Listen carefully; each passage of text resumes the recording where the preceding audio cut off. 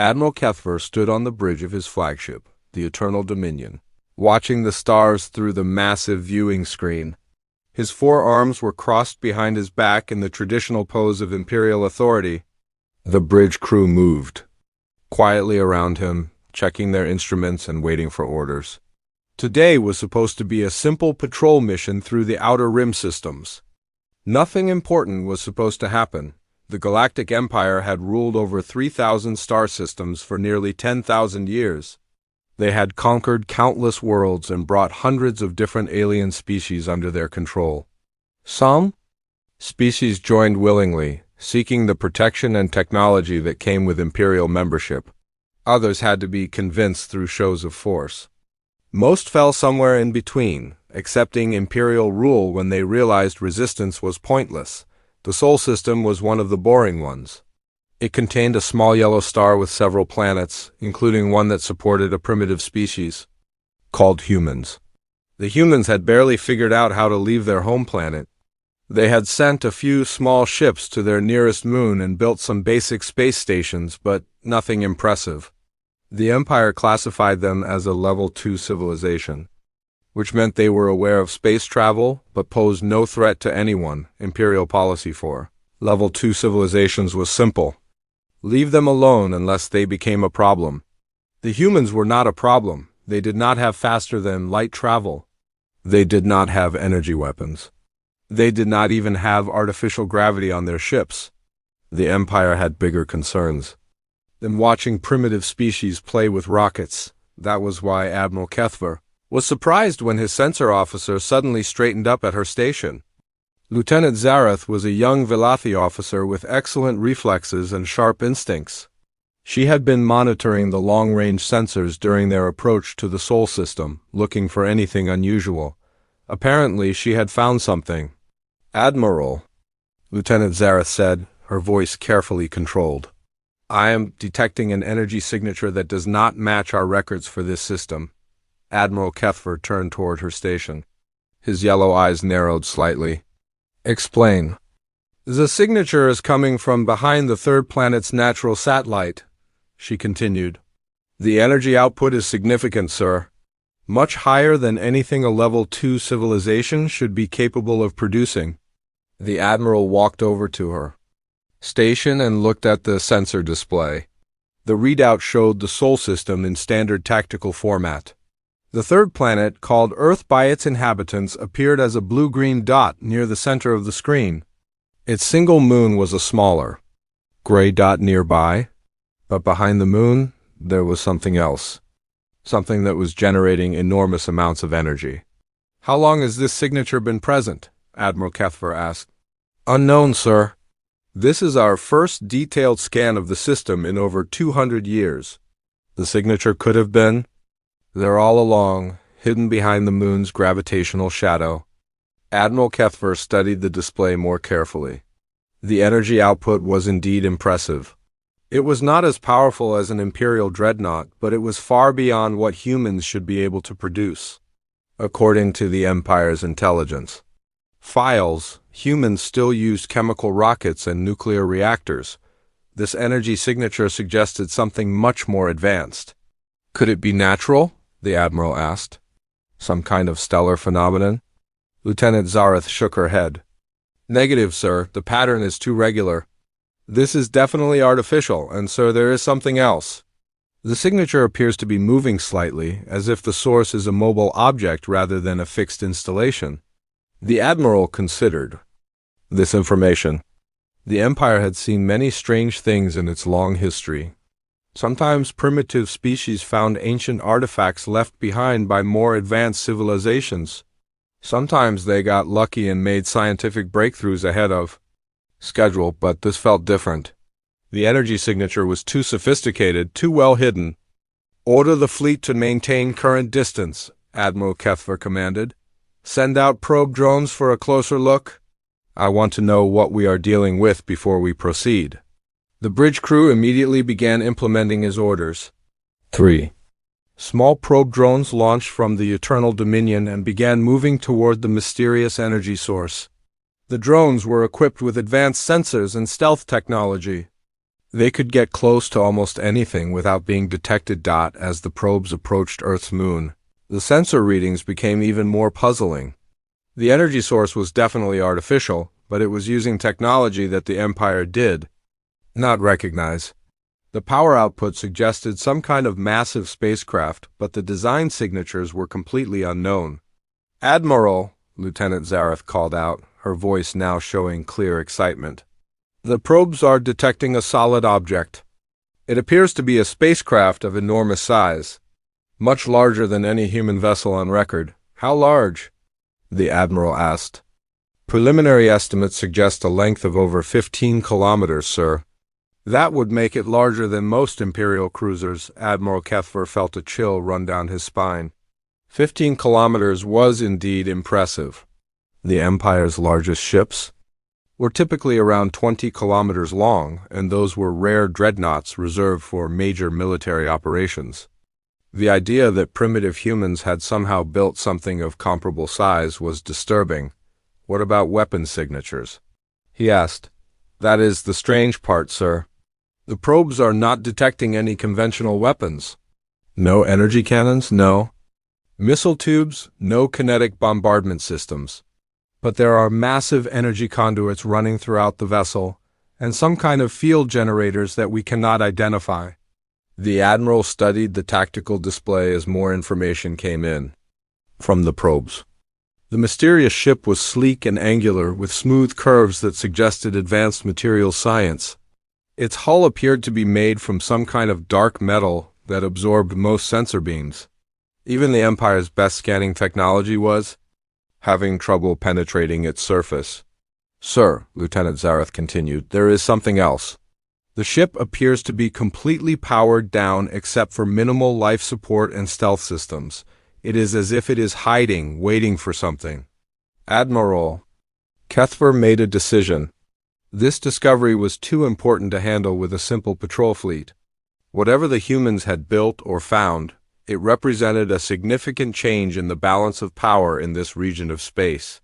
The Empire needed to know more, and they needed to respond appropriately. "Send an immediate message to Imperial Command," he ordered. "Priority 1 classification. Inform them that we have discovered evidence of advanced technology in the Sol system. Request immediate reinforcement by a full battle group." The communications officer began composing the message while Admiral Kethver continued to study the sensor data. The more he looked at the mysterious ship, the more questions he had. How had the humans acquired such advanced technology? Was this an isolated case, or were there other hidden surprises in the system? Most importantly, what were the humans planning to do with it? The Empire had encountered hidden weapons before. Sometimes primitive species found ancient battleships left over from long-dead civilizations. Sometimes they developed secret research projects that produced unexpected results. But those cases usually involved species that were already close to achieving faster than light travel. The humans were nowhere near that level of development, at least according to Imperial intelligence. "Admiral," the tactical officer called. "Out. I am detecting movement from the human space stations around the third planet. It appears they are aware of our presence." Admiral Kethver was not surprised. Imperial ships were large and hard to hide, especially when they were actively scanning a system. The humans had probably detected them as soon as they entered the outer edge of the Sol system. The question was whether the humans would see their arrival as a threat or an opportunity. "Any hostile actions?" the Admiral asked. "Negative, sir. The human ships are maintaining their normal patrol patterns. No weapons are being charged, and no additional ships are being launched." That was interesting. Either the humans were not worried about an Imperial fleet in their system, or they were very good at hiding their true reactions. Admiral Kethver suspected it might be both. If the humans had indeed built or acquired the massive ship hiding behind their moon, they might feel confident enough to remain calm in the face of Imperial attention. The probe drones continued their scan of the mysterious vessel. Each new piece of information made the situation more complex. The ship's power systems were unlike anything in Imperial records. Its hull materials seemed to bend light and sensor beams in unusual ways. Most disturbing of all, there were indications that the ship was not entirely complete. It appeared to be some kind of prototype or test vessel. If this was just a prototype, what were the humans really capable of building? Admiral Kethfer realized that the Empire's assessment of humanity would need to be completely revised. A species that could build ships on this scale using unknown technology was not a Level 2 civilization. They were something much more dangerous. The Admiral's thoughts were interrupted by the communications officer. "Sir, we have received a response from Imperial Command. Admiral Thorax is en route with the 7th Battle Group, estimated arrival. Time is 6 days. Very good," Admiral Kethfer replied. "Continue monitoring the situation. I want to know if that ship moves so much as a meter." As the Imperial fleet settled into a watching position, Admiral Kethfer could not shake the feeling that they were missing something important. The humans had hidden this massive ship for who knew how long. What else might they be hiding? And why reveal it now, when an Imperial fleet had arrived in their system? The next few days would bring answers, but Admiral Kethfer suspected that those answers would only lead to more questions. The Sol system was turning out to be far more interesting than anyone had expected. 6 days later, Admiral Thorax arrived in the Sol system with the 7th Battle Group. His fleet was impressive even by Imperial standards. 12 heavy cruisers, 30 destroyers, and over 100 support vessels filled the space around Admiral Kethfer's original patrol fleet. The combined force represented enough firepower to conquer most star systems. Admiral Thorax was an old veteran of the Empire's expansion wars. He had conquered 14 different worlds and brought 9 alien species under Imperial control. His reputation for swift, decisive action was known throughout the fleet. When younger officers wanted to impress their superiors, they tried to follow the Thorax doctrine of overwhelming force applied without hesitation. The two admirals met aboard the Eternal Dominion to discuss the situation. Admiral Thorax was a massive Krellian with thick armor plating and 4 powerful arms. His species had been among the first to join the Empire willingly, recognizing the benefits of Imperial technology and protection. In return, they had become some of the Empire's most effective military commanders. "Show me this mysterious human ship," Admiral Thorax said without any preliminary greetings. He was not known for wasting time on pleasantries. Admiral Kethfer led him to the bridge and activated the main display screen. The probe drones had been watching the hidden supercarrier for 6 days, gathering detailed information about its structure and capabilities. The accumulated data painted a picture that was both impressive and deeply concerning. "As you can see," Admiral Kethfer explained, "the vessel is approximately 15 kilometers in length and 3 kilometers in width. Its mass appears to be roughly equivalent to an Imperial dreadnought, but its design is completely unknown." Admiral Thorax studied the display with professional interest. He had seen many different types of spacecraft in his long career, from primitive chemical rockets to advanced Imperial warships. This human vessel did not fit into any category he recognized. "What about its capabilities?" Admiral Thorax asked. "That is where things become interesting," Admiral Kethfer replied. "Our sensors can detect massive power conduits throughout the ship, but we cannot determine what they power. The energy output suggests some kind of advanced propulsion system, but there are no visible engines. There are also several sections that our sensors cannot penetrate at all." Admiral Thorax frowned. Imperial sensor technology was among the most advanced in the galaxy. If their scanners could not penetrate certain sections of the human ship, it meant the humans were using materials or technologies that the Empire did not understand. "Weapons?" Admiral Thorax asked. "None that we can identify using conventional analysis. However, given the unknown nature of their technology, we cannot rule out the possibility of weapon systems we do not recognize." Admiral Thorax considered this information. In his experience, primitive species usually made the same mistakes when they acquired advanced technology. They built weapons first, defenses second, and everything else last. The fact that the human ship did not show obvious weapon signatures was either very good news or very bad news. What is your assessment of the threat level? Admiral Thorax asked. Admiral Kethfer hesitated before answering. Unknown, sir. If this is truly human technology, then our intelligence assessment of their civilization is completely wrong. If they acquired this technology from another source, we need to know what that source is and whether it represents a threat to the Empire. Admiral Thorax nodded. The situation clearly required direct action. Waiting and watching would not provide the answers they needed. It was time to make contact with the humans and find out what they were really capable of. Prepare a diplomatic mission, Admiral Thorax commanded. I want to speak with whoever is in charge of their government. We need answers and we need them quickly. The next day, an Imperial diplomatic shuttle approached Earth's largest space station. The shuttle was escorted by 4 heavily armed fighters, partly for protection and partly as a show of Imperial strength. Admiral Thorax wanted the humans to understand that they were dealing with a superior military force. The space station was a simple rotating wheel design, clearly intended to provide artificial gravity through centrifugal force. It was a basic solution to a basic problem, exactly what the Empire expected from a Level 2 civilization. But now that they knew about the hidden supercarrier, Admiral Thorax wondered what else the humans might be hiding. The human response to their diplomatic request had been polite but formal. They agreed to meet with Imperial representatives, but they insisted that the meeting take place on their space station rather than aboard an Imperial ship. Admiral Thorax found this mildly irritating, but he agreed.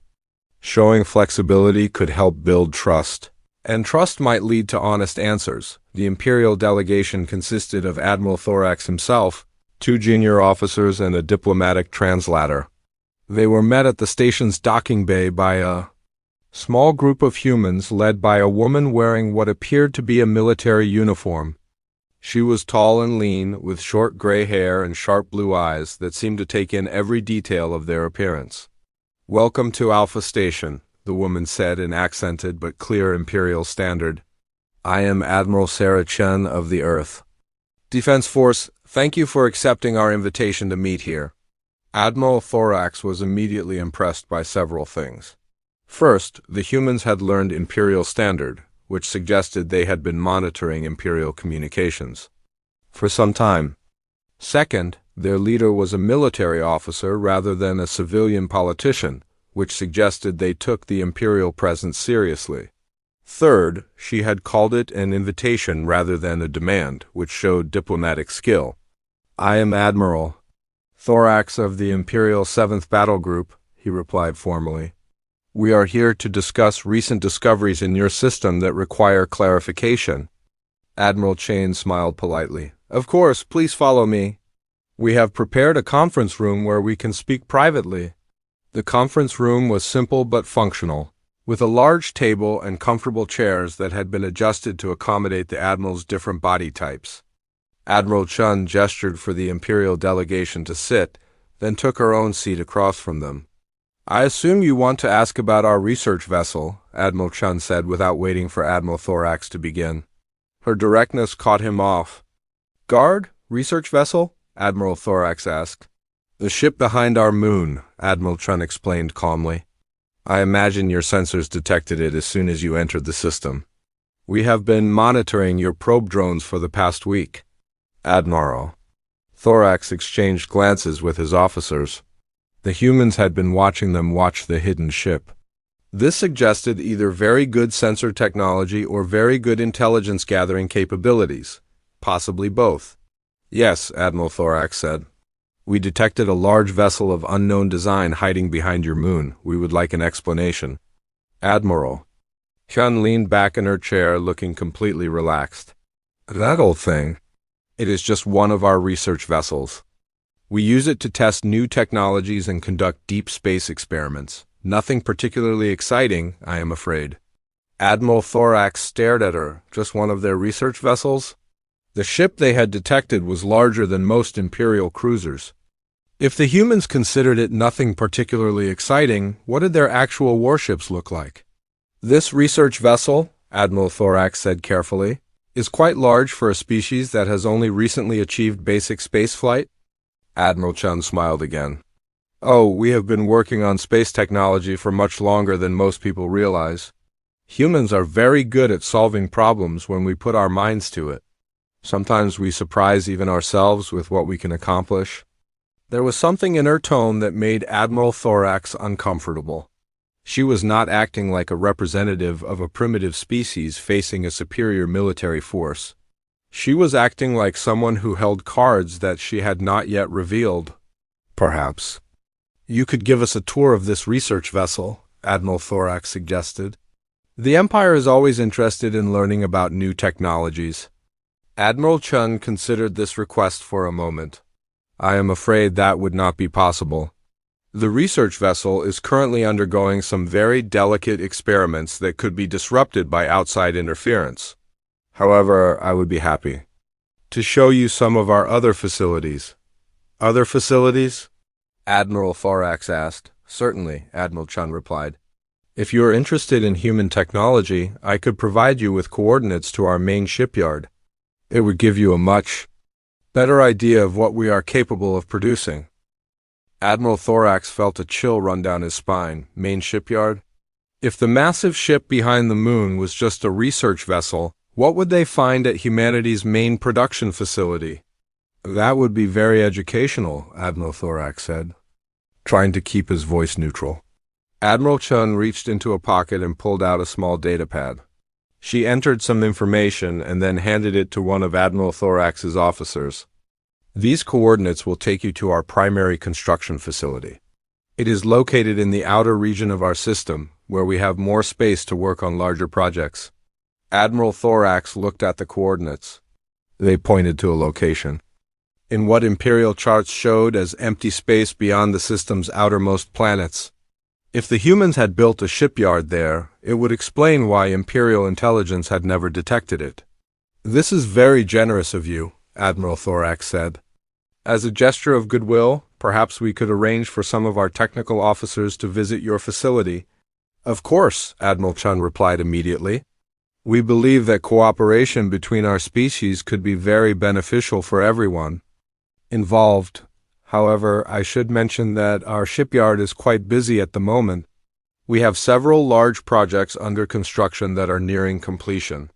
The way she said large projects made Admiral Thorax even more uncomfortable.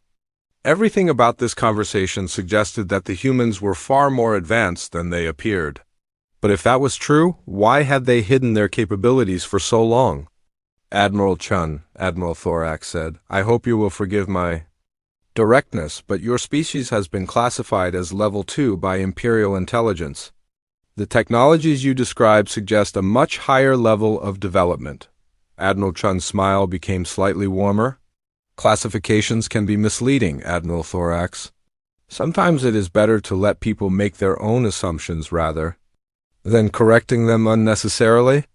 That statement sent alarm bells ringing in Admiral Thorax's mind. The humans had deliberately allowed the Empire to underestimate their capabilities. But why? What were they planning? I think a visit to your shipyard would indeed be very educational, Admiral Thorax said. When would be convenient? Whenever you are ready, Admiral Chun replied. The coordinates I gave you will take you directly there. I think you will find it quite impressive. The meeting continued for another hour, but Admiral Chun skillfully deflected most of Admiral Thorax's questions while appearing to be completely cooperative. By the time the Imperial delegation returned to their shuttle, Admiral Thorax was more confused than when he had arrived. As the shuttle departed from the human space station, Admiral Thorax reviewed what he had learned. The humans were definitely more advanced than Imperial intelligence believed. They had been hiding their true capabilities for unknown reasons. They had a main shipyard in the outer system that was apparently producing large projects. And they seemed remarkably confident. For a species facing an Imperial battle group, Sir, his aide asked, do you think we should trust the coordinates they gave us? Admiral Thorax considered the question. In his experience, primitive species usually reacted to Imperial contact with either fear or aggression. The humans had shown neither reaction. Instead, they had been polite, cooperative, and strangely confident. It was almost as if they had been expecting this encounter. "Prepare the fleet for movement to those coordinates," Admiral Thorax commanded. "But maintain full battle readiness. I have a feeling we are about to discover that we know much less about humanity than we thought." Admiral Thorax stood on the bridge of his flagship, watching the coordinates that Admiral Chun had provided grow closer on the navigation display. The entire 7th Battle Group was moving together through the outer regions of the Sol system, past the orbit of the furthest known planets. According to Imperial charts, this area of space contained nothing but empty void, asteroids, and cosmic dust. The Admiral was beginning to suspect that Imperial charts were very wrong about many things. In this system, "Sir," the sensor officer called out, "we are approaching the coordinates. I'm not detecting anything yet, but we are still several million kilometers away." Admiral Thorax nodded. "Maintain full sensor sweeps. I want to know about anything larger than a space rock before we get within weapons range." The bridge crew worked quietly at their stations, monitoring the various systems that kept the massive fleet functioning. Admiral Thorax had ordered all ships to battle stations before beginning their journey to the coordinates. He was not sure what they would find, but he wanted to be ready for anything. "Admiral," the communications officer said, "I am receiving a transmission from the human Admiral Chun." "Put it through," Admiral Thorax commanded. Admiral Chun's face appeared on the main screen. She was sitting in what appeared to be a command center, with other humans working at control stations behind her. Her expression was calm and professional, just as it had been during their meeting. "Admiral Thorax," she said with a polite smile, "I see that you have decided to visit our shipyard. I hope you will find it educational." "We are approaching the coordinates you provided," Admiral Thorax replied. "However, our sensors are not detecting any artificial structures." Admiral Chun's smile became slightly wider. "That is not surprising. Our shipyard uses advanced stealth technology to avoid detection by conventional sensors. You should be able to see it clearly once you arrive." Advanced stealth technology. Admiral Thorax added that to his growing list of human capabilities that did not match their supposed level of development. Stealth technology was difficult to develop and expensive to maintain. Only the most advanced civilizations in the galaxy had mastered it completely. "How advanced is this stealth technology?" Admiral Thorax asked. "Oh, quite advanced," Admiral Chun replied casually. "We have been working on it for several centuries now. We find it very useful for keeping our activities private." Several centuries. Admiral Thorax felt another chill run down his spine. According to Imperial records, humans had only achieved basic spaceflight within the last 50 years. If they had been working on stealth technology for centuries, then Imperial intelligence was not just wrong about human capabilities. It was completely backwards. "Admiral Chun," Admiral Thorax said carefully, "how long has your species possessed faster than light travel?" Admiral Chun paused for a moment, as if considering how much to reveal. "Longer than you might think, Admiral. Humans have been traveling between the stars for quite some time now." The transmission ended, leaving Admiral Thorax staring at a blank screen. The implications of what Admiral Chun had just said were staggering. If humans had possessed faster than light travel for centuries, they could have explored the galaxy extensively. They could have studied other civilizations, including the Empire itself. They could have been preparing for this moment for a very long time. "Sir," the sensor officer called out urgently, "I am detecting massive energy signatures ahead. Multiple sources, very powerful." Admiral Thorax turned toward the sensor station. "Show me." The main display switched to a tactical view of the space ahead of them. At first it looked empty, just as the Imperial charts suggested, but as Admiral Thorax watched, the display began to change. Energy signatures appeared, first as small dots, then as larger shapes. Within moments, the seemingly empty space was filled with dozens of massive structures. "What are we looking at?" Admiral Thorax asked, though he was beginning to suspect he already knew. "Shipyard, sir," the sensor officer replied, his voice filled with amazement.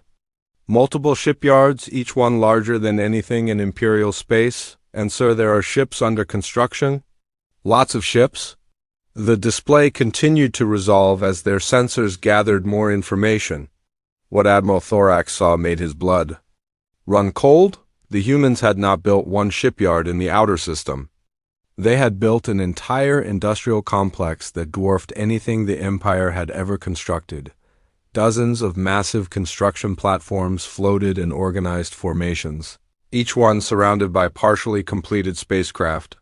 The ships under construction were enormous, some even larger than Imperial dreadnoughts. Stranger still, many of them seemed to be using design principles that Admiral Thorax did not recognize. Sir, the tactical officer said, I am detecting movement. Multiple ships are approaching our position. Hostile movement? Admiral Thorax asked. Unknown, sir. The ships are not displaying weapons, but their design is completely unfamiliar. They appear to be using some kind of propulsion system that does not match any known technology. Admiral Thorax watched as the human ships approached. They moved smoothly through space without any visible engines or exhaust trails. Their hulls were sleek and dark, seeming to bend light around them in strange ways. Most disturbing of all, they moved in perfect formation, as if controlled by a single mind. How many ships? Admiral Thorax asked. Difficult to determine, sir. Our sensors are having trouble getting accurate counts. The estimate is somewhere between 50 and 200 vessels. Admiral Thorax realized that his fleet was potentially outnumbered by an unknown factor. Worse, the human ships were using technology that the Empire did not understand. In his long military career, Admiral Thorax had learned that unknown technology was usually bad news for whoever was facing it. Sir, the communications officer said, I am receiving another transmission from Admiral Chun. Put it through. Admiral Chun's image appeared again, but now she was clearly on the bridge of a spacecraft rather than in a ground-based command center. The bridge around her was unlike anything Admiral Thorax had ever seen, with holographic displays and control systems that seemed to respond to her thoughts rather than her touch. Welcome to our primary construction facility, Admiral Thorax, she said, her tone still polite but now carrying an undertone of something that might have been amusement. I hope you are finding it as impressive as I promised. Admiral Thorax looked at the tactical display, which now showed the full scope of the human industrial complex. The construction platform stretched across millions of cubic kilometers of space. The ships under construction numbered in the hundreds. And somewhere, among all those structures, an unknown number of completed human warships were moving to surround his fleet. This is quite impressive, Admiral Thorax admitted. How long have you been building all of this? Oh, we started construction several hundred years ago, Admiral Chun replied casually.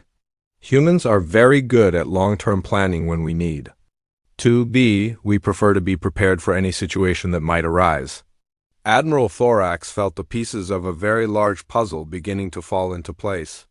The humans had not recently acquired advanced technology. They had possessed it for centuries.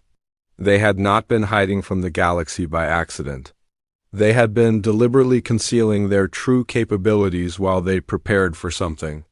Admiral Chun, Admiral Thorax said, I think it is time. For complete honesty between our species? What exactly are you preparing for? Admiral Chun's expression became more serious. Admiral Thorax, the galaxy is a dangerous place. The Empire has conquered many worlds and enslaved many species.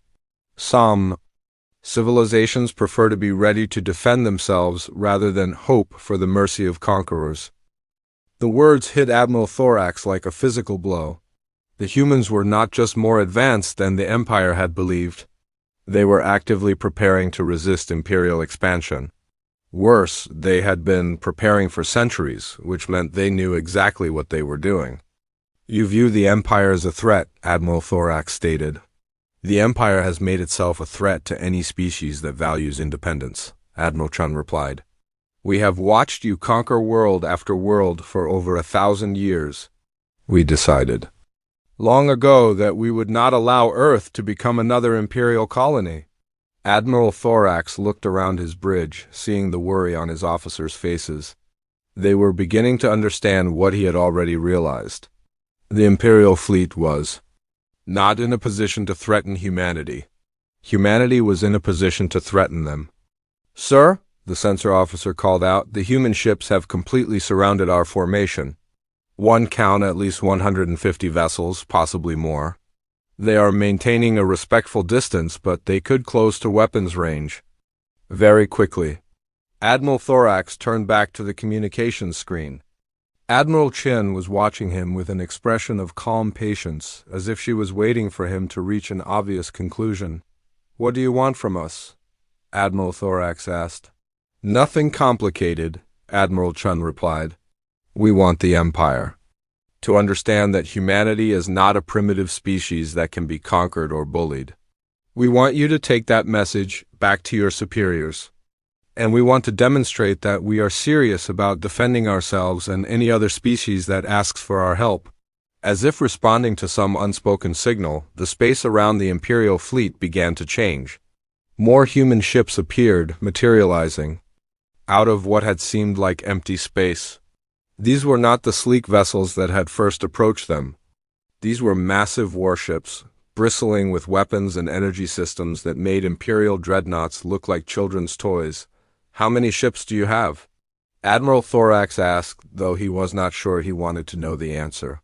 "In this system, several thousand," Admiral Chung replied. "Throughout the galaxy? Well, that would be telling, wouldn't it?" Admiral Thorax stared at the tactical display as more and more human ships continued to appear.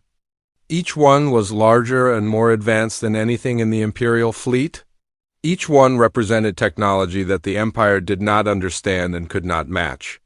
"You have been infiltrating Imperial space," Admiral Thorax said. It was not a question. "We have been exploring the galaxy for a very long time," Admiral Chun confirmed. "We find it useful to keep track of what our neighbors are doing. Knowledge is the best defense against unpleasant surprises." Admiral Thorax realized that everything he thought he knew about the balance of power in the galaxy was wrong. The Empire was not the dominant force he had believed it to be. Humanity had been watching, learning, and preparing while the Empire conquered primitive worlds and enslaved helpless species. "What happens now?" Admiral Thorax asked. Admiral Chun smiled, but there was no warmth in it. "Now, Admiral, you have a choice to make. You can return to Imperial space with the knowledge of what you have seen here. You can report to your superiors that humanity is not what it appears to be, or you can try to fight us and discover just how outmatched you really are." Admiral Thorax looked at his tactical display one more time. The Imperial fleet was completely surrounded by human ships that outnumbered them at least 10 to 1. Each human ship was more advanced than anything the Empire could field. Fighting would not be a battle. It would be a massacre. "I think we will choose the first option," Admiral Thorax said. "A wise choice," Admiral Chun replied. "However, there is one more thing you should see before you leave. Consider it a final demonstration of human capabilities." The space around then began to ripple and fold in ways that hurt to look at. Reality itself seemed to bend and twist as the human ships activated systems that operated beyond the normal laws of physics. The massive shipyard complex, the construction platforms, the partially built vessels, and even the completed warships began to fade from view within minutes. The space that had been filled with the largest industrial complex Admiral Thorax had ever seen appeared completely empty once again. The human fleet had vanished without a trace, leaving only empty void and the memory of what had been there moments before. "Impressive, isn't it?" Admiral Chin's voice said from the speakers, though her image was no longer visible on the screen. "Space is very large, Admiral Thorax. There is room for many secrets, and humans are very good at keeping secrets." Admiral Thorax stood in silence, staring at the empty space where moments before he had seen the true power of humanity revealed. The implications were staggering, and he was only beginning to understand them. Admiral Thorax stood in the silence of his bridge, staring at the empty space where moments before he had witnessed the most advanced military installation he had ever seen. His officers looked around nervously, unsure of what to do or say.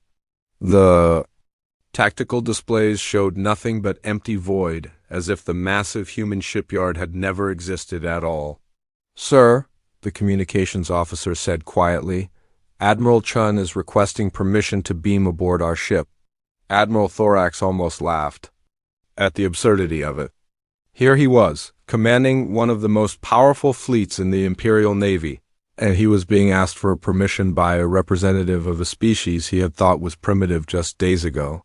But the laughter died in his throat when he realized the true meaning of the request.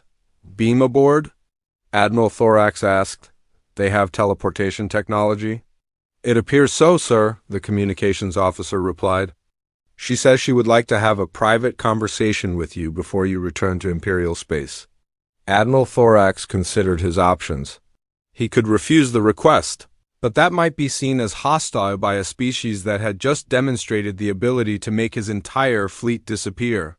He could accept, but that would mean allowing unknown alien technology to operate on his flagship. Neither choice was particularly appealing. "Very well," Admiral Thorax said finally. "Tell Admiral Chun that she has permission to come aboard. But I want full security protocols in place." "Yes, sir." Within minutes, the bridge was filled with a strange humming sound and a bright flash of light. When Admiral Thorax's vision cleared, Admiral Chun was standing in the center of his bridge, looking completely at ease despite being surrounded by heavily armed alien soldiers. "Thank you for agreeing to meet with me, Admiral Thorax," she said politely. "I hope you will forgive the dramatic entrance. Our transportation technology takes some getting used to." Admiral Thorax gestured for his security team to lower their weapons. There was no point in threatening someone who had just demonstrated the ability to appear anywhere she wanted at any time. "Please, Admiral Chun," Admiral Thorax said, "join me in my private office. I believe we have much to discuss." Admiral Thorax's office was located just behind the main bridge, separated by a heavy blast door that could protect the command center in case of emergency. As they walked through the door, Admiral Thorax noticed that Admiral Chun was studying every detail of his ship's construction and technology. Her eyes missed nothing. "Please sit," Admiral Thorax said, gesturing to a chair that had been designed for human-sized visitors. Admiral Chun sat down and looked directly at him with those sharp blue eyes that seemed to see everything. "I imagine you have many questions about what you have seen today." "That would be an understatement," Admiral Thorax replied. "I think it would be fair to say that everything my species believed about yours has been proven completely wrong." Admiral Chun nodded. "That was intentional, Admiral Thorax. For over 1,000 years, humanity has been watching the Galactic Empire expand across the galaxy. We have seen how you treat species that resist your expansion. We have seen how you enslave entire worlds and strip them of their resources. We decided very early that we would not allow that to happen to Earth." Admiral Thorax leaned back in his chair, processing what she was telling him. "You have been watching us for 1,000 years? Since your first contact with the Altarian Republic," Admiral Chun confirmed. "We observed your conquest of their homeworld. We studied your tactics and your technology. We learned everything we could about how the Empire operates. The Altarian Republic had been conquered over 900 years ago.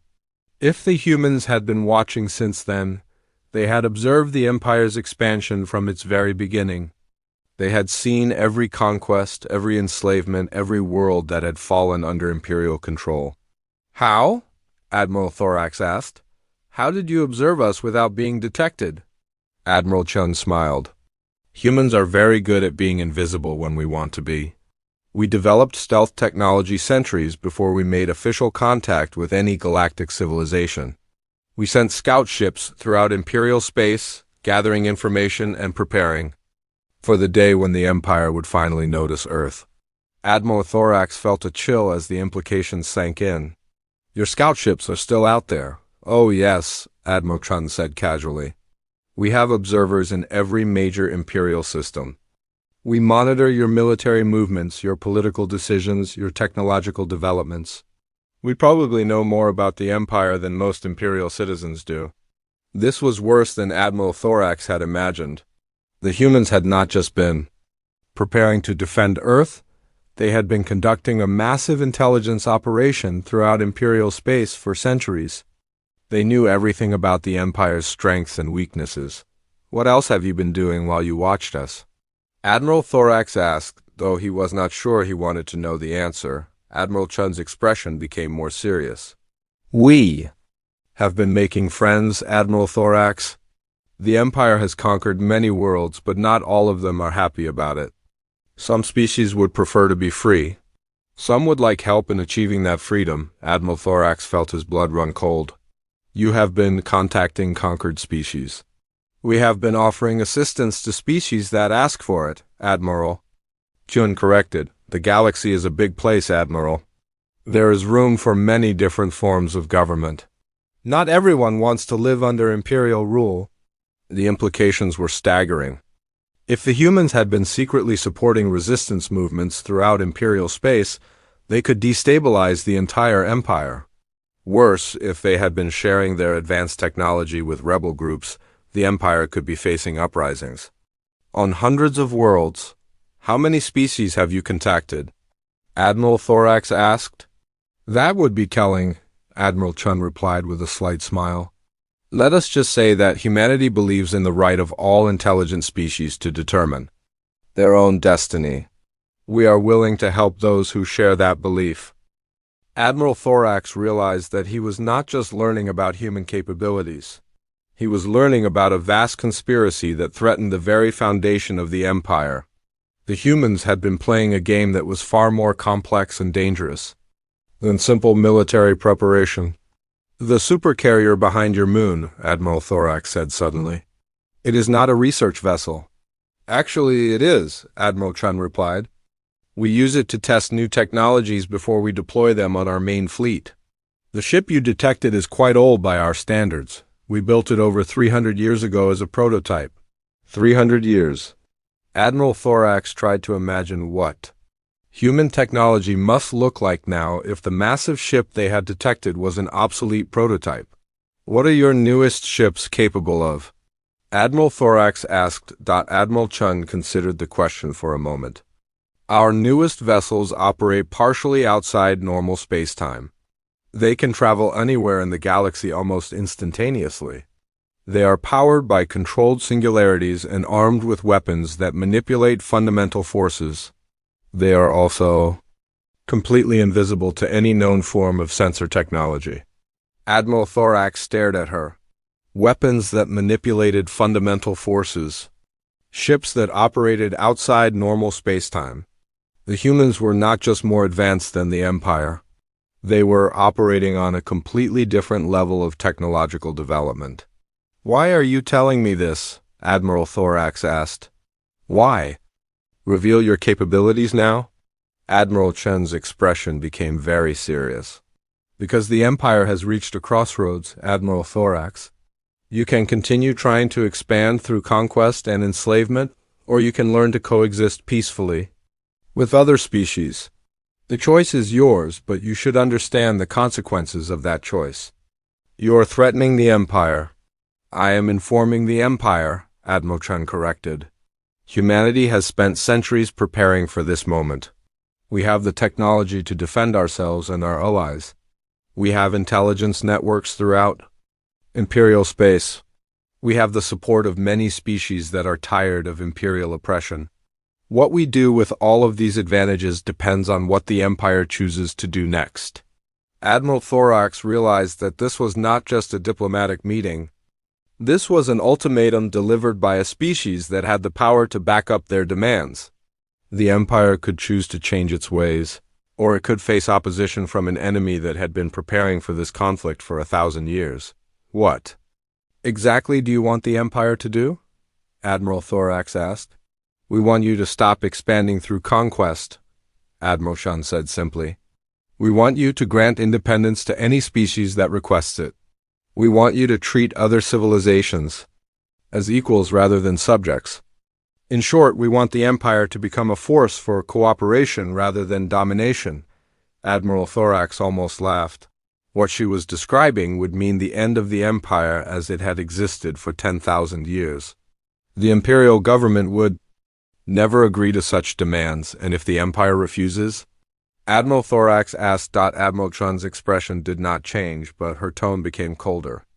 Then the Empire will discover that humanity is not the only species that has been preparing for change. You will find that your conquered worlds are not as secure as you believe. You will discover that your supply lines are more vulnerable than you thought. You will learn that ruling through fear only works when you are the most frightening thing in the galaxy. Admiral Thorax understood the threat perfectly.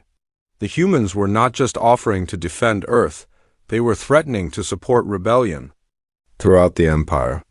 With their advanced technology and centuries of intelligence gathering, they could turn the Empire's own size against it. This conversation will be reported to Imperial Command, Admiral Thorax said. I hope it will be, Admiral Chun replied. The sooner your leaders understand the new reality, the better for everyone involved. The galaxy is changing, Admiral Thorax. The Empire can choose to change with it, or it can be changed by forces beyond its control. Admiral Chun stood up and walked toward the door. I think our conversation is finished. You have learned what you came here to learn. Now you need to decide what to do with that knowledge.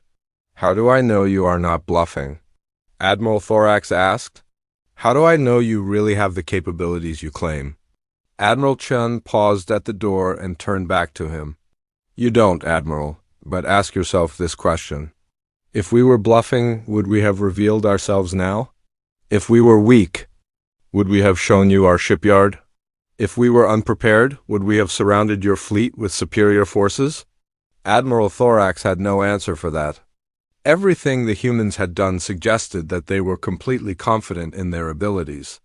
They were acting like a species that held all the advantages and knew it. One more thing, Admiral Thorax, Admiral Chun said.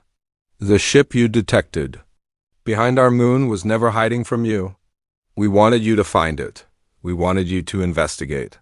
We wanted you to discover that humanity is not what it appears to be. This entire encounter has been carefully planned to deliver a specific message to the Empire. With that, Admiral Chun activated some kind of device on her wrist. The same humming sound filled the room, followed by a flash of light. When Admiral Thorax's vision cleared, she was gone. Admiral Thorax sat alone in his office, staring at the chair where Admiral Chun had been sitting moments before. Everything that had happened in the past week suddenly made sense. The humans had orchestrated the entire encounter from beginning to end. They had allowed the Empire to discover their supercarrier. They had provided coordinates to their shipyard. They had demonstrated their overwhelming technological superiority. All of it had been planned to deliver a single message. The Empire was no longer the dominant power in the galaxy. The humans were. Admiral Thorax stood at the observation deck of his flagship, watching the stars slowly move past as his fleet traveled back toward Imperial space. 3 weeks had passed since their encounter with the humans, and he still found it difficult to believe what he had witnessed. The journey home was giving him time to think about everything Admiral Chun had told him, and the more he thought about it, the more worried he became. The humans had done something that Admiral Thorax had never seen before in his long military career. They had deliberately disabled his fleet's faster-than-light engines before allowing them to leave the Sol system. It was not an act of hostility, Admiral Chun had explained. It was a practical measure to ensure that the Imperial leadership had time to think carefully about what they had learned. Time to think, Admiral Chun had said with that unsettling smile of hers. Humans have learned that important decisions should not be made in haste. The Empire will have several months to consider its response while you travel home at sublight speeds. Several months. Admiral Thorax knew that Admiral Chun was right about the value of thinking carefully. The information he was carrying back to Imperial Command would change everything about how the Empire viewed the galaxy. But he also knew that the Imperial leadership did not like surprises, and they especially did not like being told that their power was not as absolute as they believed. Sir, Lieutenant Zareth said, approaching him with a datapad in her hands. The daily intelligence report from our scout ships. Admiral Thorax took the datapad and reviewed the information. His scouts had been monitoring communications throughout Imperial space during their journey home, trying to detect any signs of the human activities that Admiral Chun had hinted at. What they were finding was deeply disturbing. Unusual communication. Patterns in the Kethver system? Admiral Thorax asked, reading from the report. Yes, sir, Lieutenant Zareth replied. Our scouts detected encrypted transmissions using technology that does not match any known Imperial or Rebel communication systems. The transmissions stopped as soon as our scouts moved closer to investigate? Admiral Thorax continued reading. Similar reports were coming in from dozens of systems throughout Imperial space. Unknown ships appearing briefly on sensor screens before vanishing again. Communication signals that could not be decoded. Supply convoys that arrived at their destinations. Missing cargo that had never been officially loaded. How long have these activities been going on? Admiral Thorax asked. According to our analysis, sir, probably for years. Maybe decades. We only noticed them because we started looking specifically for signs of covert operations. Admiral Thorax felt his stomach twist into knots. The humans had not been exaggerating about their intelligence network. They had been operating throughout Imperial space for so long that their activities had become part of the background noise that Imperial forces normally ignored. What about the conquered worlds? Admiral Thorax asked. Any signs of unusual rebel activity? Lieutenant Zareth hesitated before answering. Sir, that is the strange part. Rebel activity has actually decreased in most systems over the past several years. But productivity on many conquered worlds has increased significantly. It is almost as if the subject populations are becoming more cooperative, not less. Admiral Thorax studied this information carefully. At first glance, it seemed like good news. Peaceful, productive colonies were exactly what the Empire wanted. But given what he now knew about human activities, the pattern seemed suspicious. Why would rebel activity decrease just when the humans were supposedly supporting independence? Movements? The answer came to him suddenly, and it made him feel sick. The humans were not supporting random acts of rebellion. They were organizing resistance movements, training them, and preparing them for coordinated action. The decrease in rebel activity was not a sign of success for the Empire. It was a sign that the rebels were becoming more disciplined and more dangerous. Lieutenant, Admiral Thorax said, I want you to prepare a special intelligence report. Mark it for immediate delivery to Imperial Command as soon as we arrive. Include all of these unusual activity reports and add a priority flag for immediate analysis. Yes, sir, Lieutenant Zareth replied. Sir, may I ask what you think these reports mean? Admiral Thorax looked out at the stars again, thinking about Admiral Chun's confident smile and her casual mention of friends throughout the galaxy. I think they mean that the Empire is in much more danger than anyone realizes. 2 months later, Admiral Thorax's fleet finally arrived at the Imperial Command Station in the core systems. The massive space station was the administrative center of the Empire, home to the High Council and the Imperial Fleet Command. It was also one of the most heavily defended locations in known space. Protected by dozens of battleships and thousands of defensive platforms, Admiral Thorax had spent the entire journey preparing his report for the High Council. He knew that what he had to tell them would be difficult for them to accept. The Empire's leadership was not accustomed to being told that they were not the most powerful force in the galaxy. The meeting with the High Council took place in the Great Chamber, at the center of the station. The 12 members of the council sat in a semicircle around a central podium where Admiral Thorax stood to deliver his report. Behind them, holographic displays showed maps of the Empire and real-time status reports from throughout Imperial space. Admiral Thorax began his presentation with the basic facts of the encounter. The discovery of the human supercarrier, the meeting with Admiral Chun, the visit to the human shipyard, and the demonstration of human technological superiority. He spoke clearly and factually, avoiding any interpretation or opinion about what the events meant. The council members listened in silence, but Admiral Thorax could see the disbelief and growing anger on their faces. Counselor Vexstar, the head of Imperial Intelligence, was the first to speak when Admiral Thorax finished his report. Admiral Thorax, Counselor Vextar said, his voice carefully controlled, "You are asking us to believe that a primitive species has somehow acquired technology that surpasses our own? You are asking us to believe that they have been operating spy networks throughout our territory without being detected.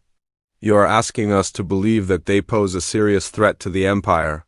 "I am reporting what I observed, Counselor," Admiral Thorax replied. "Whether you choose to believe it is not my decision to make." Counselor Mulder, the head of the Imperial fleet, stood up from his chair. His species was known for their aggressive nature and their belief in military solutions to political problems. Even if this report is accurate, the solution is obvious. We send a full battle fleet to the Sol system and eliminate this threat before it can grow larger. Admiral Thorax had expected this response. "Counselor Mulder, with respect, I do not believe that would be wise. The humans demonstrated the ability to make our entire battle group disappear at will. They have weapons technology that we do not understand and cannot counter. A military response would likely result in the complete destruction of any Imperial force sent against them." "Impossible," Counselor Mulder snapped. "No single species could have developed such advanced technology without our knowledge. Your report must be exaggerated or mistaken." Admiral Thorax pulled out a small device that Admiral Chun had given him before he left the Sol system. "The humans provided me with this as proof of our encounter. They said it would help convince the Council that their capabilities are real." Admiral Thorax activated the device. Immediately, every holographic display in the Council chamber changed. Instead of showing Imperial territory and fleet positions, the displays now showed detailed maps of human activities throughout the galaxy. Spy networks, hidden bases, communication relays, and support operations were highlighted on hundreds of different worlds. The Council members stared in shock as the displays revealed the true scope of human operations. Their intelligence network covered nearly every major Imperial system. Their support operations were providing aid to resistance movements on dozens of conquered worlds. Most disturbing of all, their hidden bases were positioned to disrupt Imperial supply lines and communication networks throughout the galaxy. This information was gathered by human intelligence operations over the past 1,000 years, Admiral Thorax explained. They wanted you to understand that they know everything about the Empire. Every fleet movement, every political decision, every weakness in your defenses. Counselor Vextar was studying the displays with professional interest. As head of Imperial intelligence, he understood better than anyone what this information represented. This is comprehensive intelligence gathering on a scale that should not be possible. If this data is accurate, they know more about the Empire than we know about ourselves. The question, Admiral Thorax said, is what the Empire intends to do with this knowledge. The Council chamber fell silent as the members considered their options. The information on the displays made it clear that any military response would be met by an enemy that knew exactly where Imperial forces were and how they operated. The humans had spent centuries preparing for this moment, and they held every advantage. Finally, High Counselor Zareth, the leader of the Council, spoke. "Admiral Thorax, what exactly did the humans demand from the Empire?" "They want the Empire to stop expanding through conquest," Admiral Thorax replied. "They want any species that requests independence to receive it. They want the Empire to treat other civilizations as equals rather than subjects." High Counselor Zareth considered this for a long moment. "And if we refuse these demands?" Admiral Thorax thought about Admiral Chun's cold smile and her casual mention of vulnerable supply lines. "Then the Empire will face organized resistance throughout its territory, supported by technology that we cannot match and intelligence networks that we cannot penetrate." The Council members began talking among themselves in urgent whispers. Admiral Thorax waited patiently while they debated. He knew that they were facing an impossible choice. They could maintain their traditional policies and face an enemy that could destroy them, or they could abandon everything the Empire had stood for during 10,000 years of expansion. After an hour of debate, High Counselor Zareth called for silence. Admiral Thorax, you will remain here at the command station while we consider our response. In the meantime, we are issuing orders to all Imperial fleets to avoid the Sol System and any territories that humans may claim as their own. Admiral. Thorax nodded. Yes, High Counselor. As he left the council chamber, Admiral Thorax knew that the galaxy had changed forever. The Empire would never again be the unchallenged power that it had been for thousands of years. The humans had revealed themselves at the perfect moment, when they held all the advantages and the Empire had no choice but to listen. 6 months later, Admiral Thorax received word that strange events were happening throughout Imperial space. Supply convoys were disappearing, communication networks were failing, and several conquered worlds had declared independence. Imperial forces sent to investigate these incidents found empty space where rebel bases should have been, and their ships suffered mysterious equipment failures that left them stranded until rescue arrived. The message was clear. The humans were demonstrating their ability to cripple the Empire without firing a shot. They could make Imperial forces disappear, just as easily as they had made their own shipyard vanish. The Empire's size and complexity, which had always been sources of strength, had become vulnerabilities that the humans could exploit at will. Admiral Thorax stood at his window, looking out at the stars and wondering how many of them now harbored human bases or human allies. The galaxy was much larger than the Empire had ever imagined, and humanity had been exploring it for far longer than anyone had suspected. The age of Imperial dominance was over. The age of humanity had begun. And the species that had once dismissed humans as primitives were now learning that sometimes the most dangerous enemies were the ones who remained hidden until they were ready to reveal themselves. The humans had been playing chess while the Empire was still learning the rules of the game, and now, finally, the game was over. Admiral Sarah Chun walked through the massive halls of the Galactic Council building. The walls were made of some kind of crystal that glowed with soft blue light. Everything here was huge.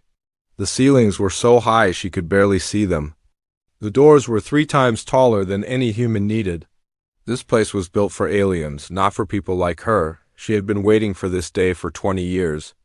Earth was finally going to join the Galactic Council. Humans had worked so hard to prove they belonged here. They had shared their technology with alien races. They had sent their ships to fight against space pirates.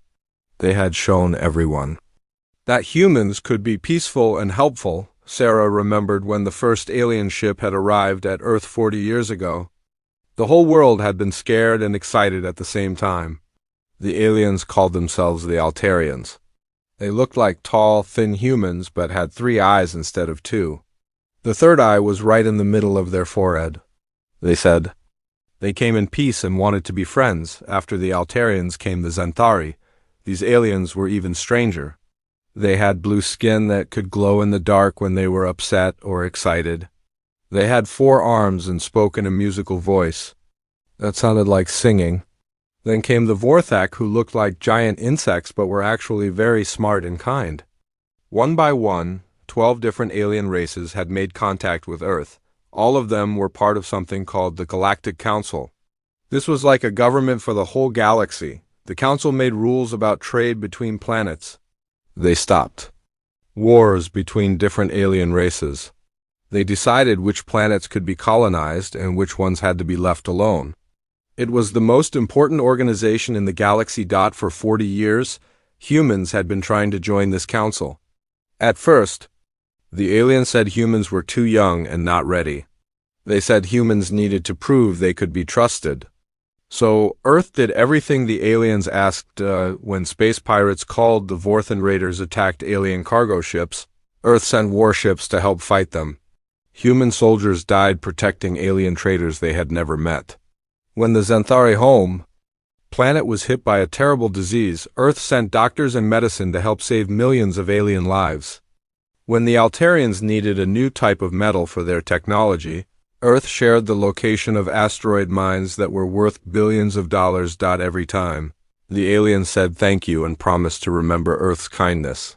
They said humans were good friends and valuable allies, but they never offered membership in the council.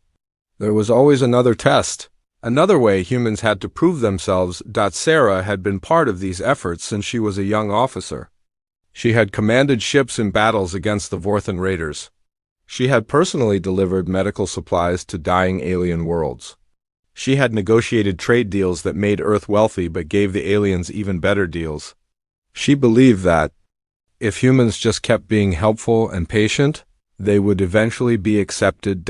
Now she stood in the council chambers, waiting for the final vote. 12 alien representatives sat in a circle around her. Each one was different. The Altarian counselor was tall and pale with those 3 strange eyes. The Xanthari representative glowed soft blue and had beautiful golden robes on all 4 arms. The Vorthic delegate clicked and buzzed when he talked, and his insect-like head turned to watch her with compound eyes. Sarah looked at each alien face and tried to read their expressions. This was hard because alien faces did not show emotions the same way human faces did. But she had learned to recognize some signs after decades of working with them. The Altarian counselor's third eye kept moving back and forth. Sarah knew this meant he was nervous or worried about something. The Xanthari's skin was glowing brighter than usual, which happened when they were stressed. Even the normally calm Vorthak delegate was moving his antennae in quick, jerky motions. Something was wrong. Sarah could feel it in her stomach like a cold weight. These aliens were not acting like they were about to welcome a new friend into their group. They were acting like they were about to do something they did not want to do. The council leader was a being called a Nexari. The Nexari looked like a floating jellyfish made of light and energy. They did not have a solid body like other races. When the Nexari spoke, its voice came from everywhere at once, echoing off the crystal walls. The Council has considered Earth's application for membership, the Nexari announced. We have reviewed the evidence of human contributions to galactic peace and prosperity. We have discussed the matter at length. Sarah held her breath. This was it. After 40 years of waiting, after all the sacrifices and all the proof of human goodness, they were finally going to be accepted. The Council's decision is unanimous, the Nexari continued. Earth's application for membership is denied. The words hit Sarah like a physical blow. She actually took a step backward, her mind struggling to process what she had just heard. Denied? After everything humans had done?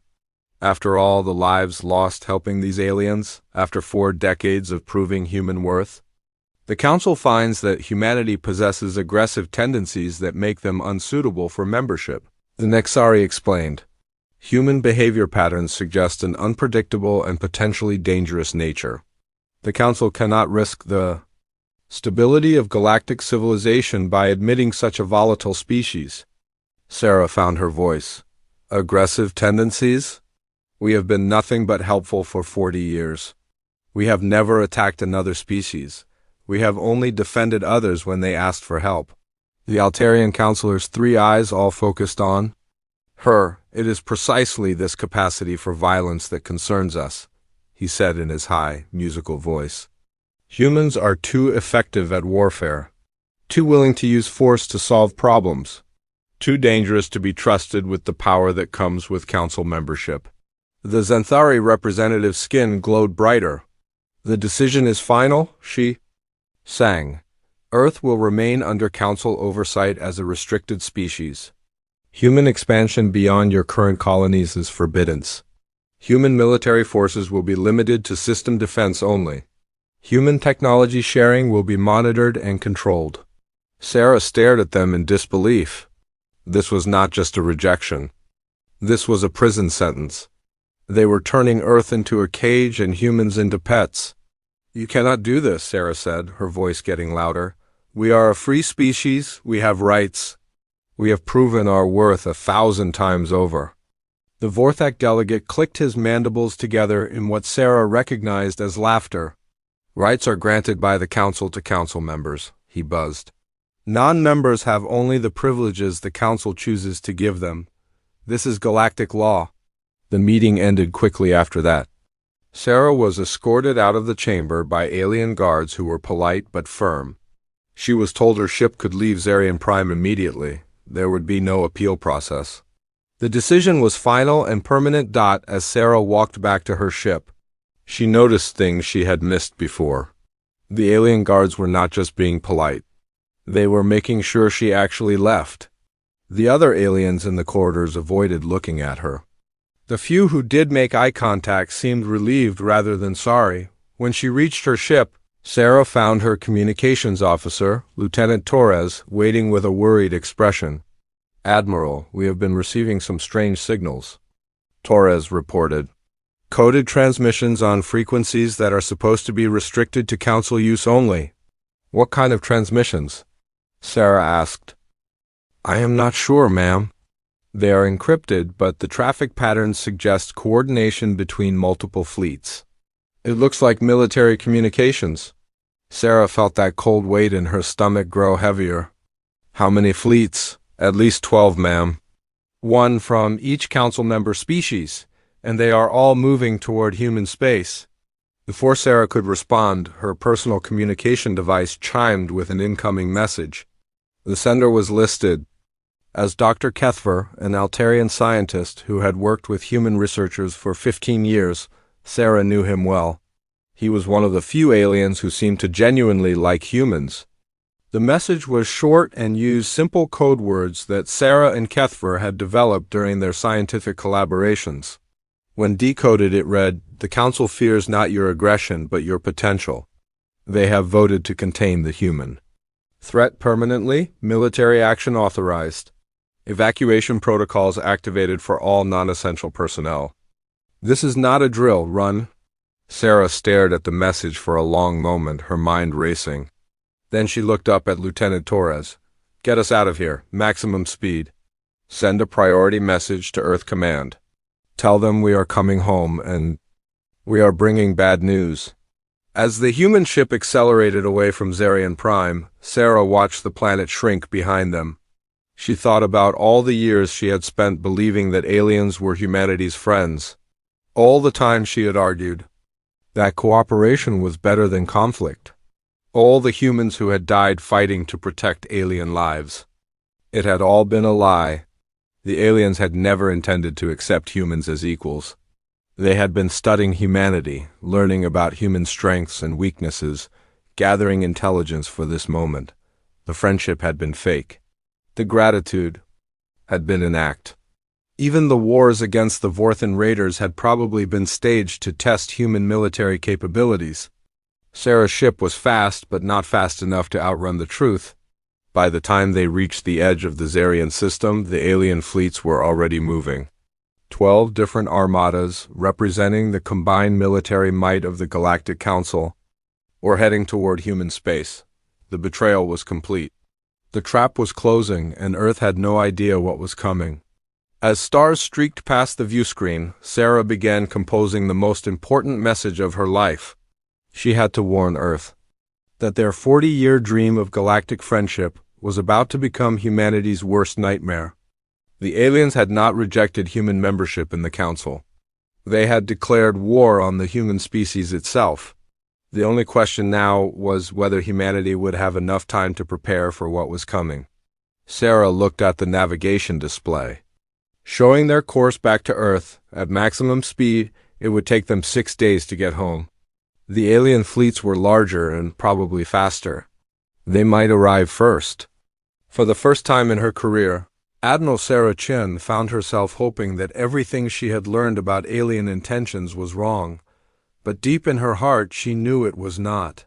The cold weight in her stomach told her that humanity was about to face the greatest threat in its history, and they would face it alone. Commander Marcus Torres was drinking his morning coffee when the first alarm started screaming. He was on duty at Haven's Gate, a small military outpost on the edge of human space. It was a quiet assignment. Nothing ever happened here except routine patrols and supply deliveries. The alarm was not routine. It was the emergency signal that meant incoming attack. Marcus dropped his coffee cup and ran to the command center. His officers were already at their stations, staring at displays filled with red warning lights. "Report," Marcus ordered as he reached his command chair. Lieutenant Kim Chun, his communications officer, looked up with wide eyes. "Sir, we are receiving distress calls from multiple colonies. Kepler 442b went silent 15 minutes ago. New Geneva is under attack. Olympus Station is requesting immediate assistance. Marcus felt his stomach drop. Those were three of humanity's most important colonies. Kepler 442b was home to 12 million people. New Geneva had the largest shipyards. Outside of Earth's solar system, Olympus Station controlled the main trade routes between human and alien space. What kind of attacks? Marcus asked. Unknown, sir. The signals cut off before we could get details. But the emergency beacons are still transmitting from Kepler 442b, the automatic. Systems are reporting massive orbital bombardment. Marcus turned to his tactical officer. Lieutenant Rodriguez, what do our sensors show? Multiple alien fleets. In human space, sir. I count at least 8 different ship types. The signatures match council member species. Altarian destroyers, Zentari battle cruisers, Vortha carrier groups. Council ships attacking human colonies? Marcus could not believe what he was hearing. Are you sure these readings are correct? Positive, sir. And they are not just attacking military targets. The bombardment pattern suggests they are hitting civilian population centers, industrial facilities, even agricultural areas. More alarms started sounding. The main display showed incoming messages from across human space. Each one brought worse news than the last dot from the mining colony at Asteroid Belt Station 7, under attack by unknown aliens. They are destroying everything. No demands made. No surrender accepted. Send help. From the research facility on Titan's moon, alien warships appeared without warning. They are firing on evacuation shuttles. They are killing civilians. Why are they doing this? From the farming world of New Kansas, cities burning, orbital platforms destroyed, population centers targeted. This is not a military action, this is genocide. Marcus stared at the reports flooding his screens. This was not a battle or a war in any normal sense. This was systematic extermination. The aliens were not trying to conquer human worlds or capture human technology. They were trying to wipe out every trace of human presence in the galaxy. Sir, Lieutenant Chun called out. Incoming transmission from Admiral Sarah Chun. She is aboard the diplomatic ship returning from Zarian Prime. Put her through, Marcus ordered. Admiral Chun's face appeared on the main screen. She looked tired and angry. Behind her, Marcus could see the bridge of her ship. Red emergency lighting was flashing. Commander Torres, listen carefully, Admiral Chun said. The Galactic Council has betrayed us. They rejected our membership application and have initiated what appears to be a coordinated attack on all human settlements. This is not a misunderstanding or a rogue faction. This is official council policy. Admiral, we are receiving reports of attacks across human space. Can you confirm the scale? Worse than you think, Commander. Intelligence suggests they are using detailed information about our colonies, our defenses, and our evacuation procedures. Information they gained during 40 years of supposed friendship. They know exactly where to hit us and how to cause maximum damage. Marcus felt sick. How is that possible? Every trade delegation, every scientific exchange, every joint military operation. They were gathering intelligence on us the whole time? They know our weaknesses better than we do? The tactical display updated with new information. More human colonies were going dark. The pattern was becoming clear. The aliens were hitting the outer colonies first, working their way toward Earth. They were being methodical and thorough. Admiral, what are our orders? Survive as long as you can. Document everything. Get word back to Earth about what you see. The home government needs to know the true scope of this attack. Before Admiral Chun could say more, new alarms started screaming. At Haven's Gate, Lieutenant Rodriguez shouted over the noise. Sir, incoming ships. Multiple alien vessels dropping out of faster-than-light travel. Distance, 2 million kilometers and closing. Marcus looked at his tactical display. 12 alien warships were approaching Haven's Gate. The ship types matched. The fleets attacking other human colonies. This was no coincidence or misunderstanding. Haven's Gate was next on their list. All hands to battle stations, Marcus announced over the ship's communication system. This is not a drill. Prepare for combat.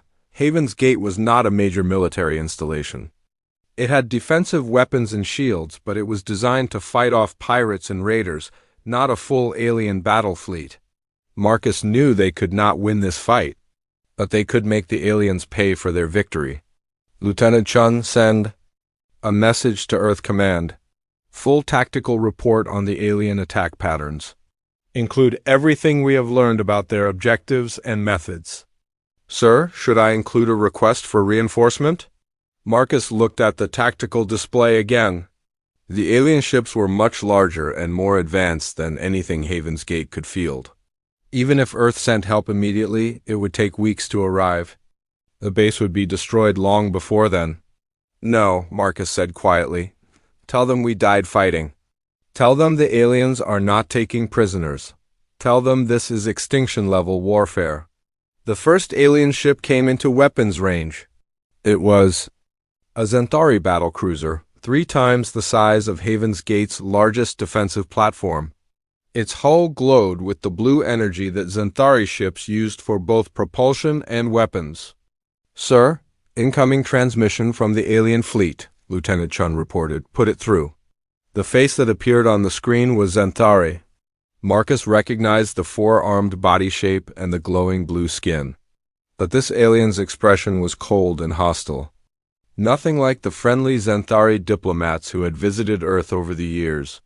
Human military installation, you will surrender immediately, the alien said in perfect English. Your weapons will be disabled. Your personnel will remain on station for processing. Processing? Marcus asked. Verification that human presence in this system has been completely eliminated. The words hit Marcus like a physical blow. They were not here to capture the base or take prisoners. They were here to make sure every human in the system was dead. We will not surrender, Marcus replied. The Zentauri's skin flared brighter blue. Your resistance is pointless. Your species has been classified as a galactic threat. The Council has authorized complete containment measures. Surrender will result in quick termination. Resistance will result in prolonged suffering. Marcus cut the transmission and turned to his crew. Every face in the command center was pale but determined. These people had signed up to defend humanity against unknown threats. Now they knew what that threat looked like. All weapons target the lead battle cruiser, Marcus ordered. Let them know that humans do not go quietly. Haven's Gate's defensive weapons opened fire. Plasma beams and missile salvos streaked across space toward the alien fleet. Some shots hit their targets, causing explosions on alien hull plating. But the damage was minimal. The alien ship's shields and armor were too strong. The aliens returned fire with overwhelming force. Energy beams that could destroy a city block hit Haven's Gate's shields. The base shook like an earthquake was tearing it apart. Emergency lights flickered. Crew members were thrown from there. Stations. Shields at 60%, Lieutenant Rodriguez reported. Hull breaches on levels 7 through 12. We have casualties. More alien ships joined the attack.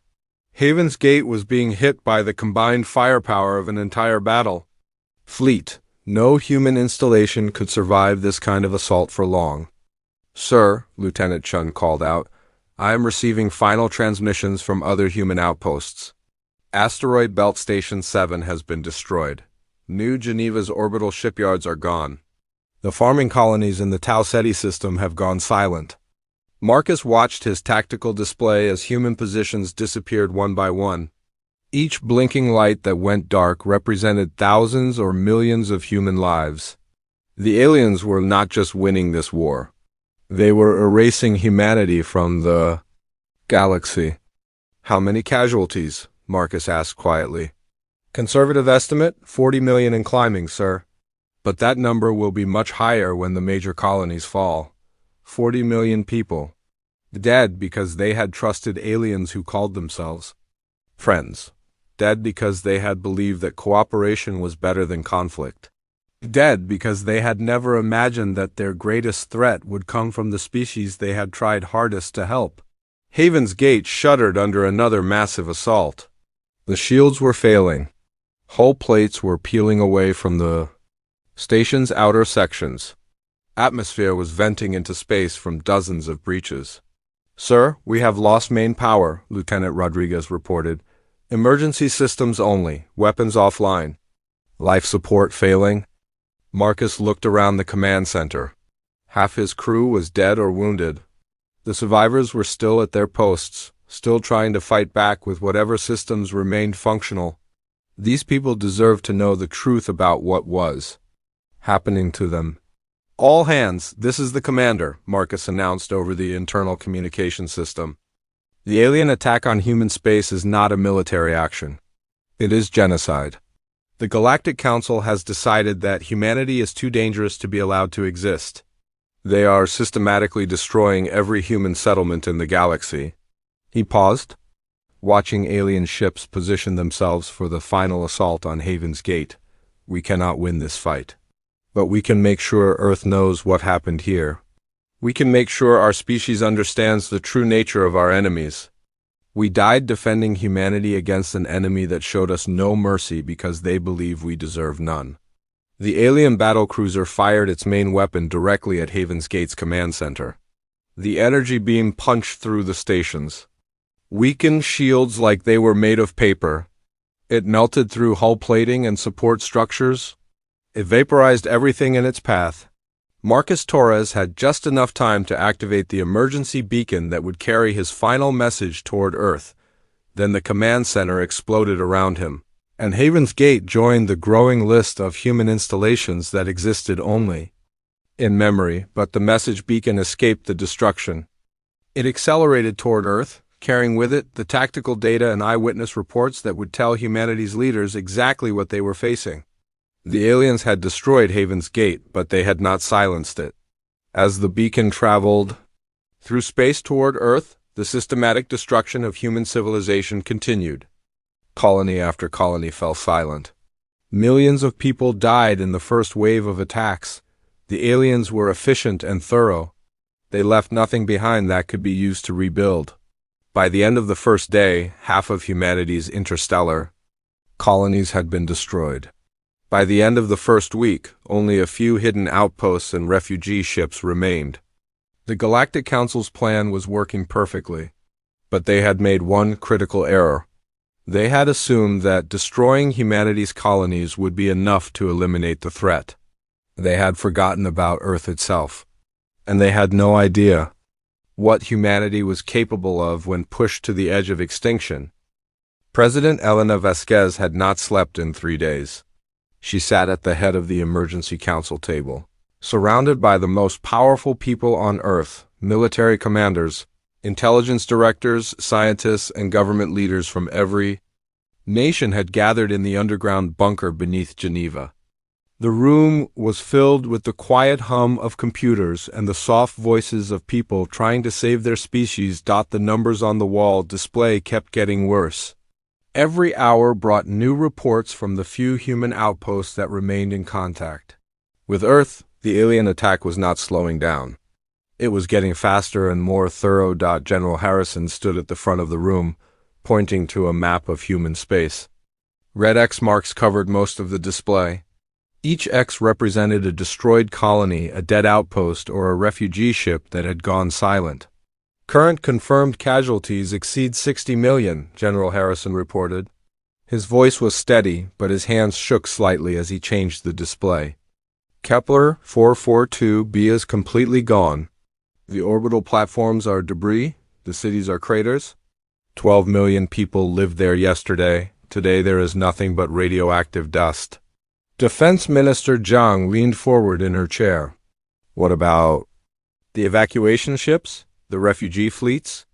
"The aliens are hunting them down," Admiral Foster answered. He was the head of Earth's Space Navy. "They are not taking prisoners. Any ship that tries to surrender is destroyed immediately.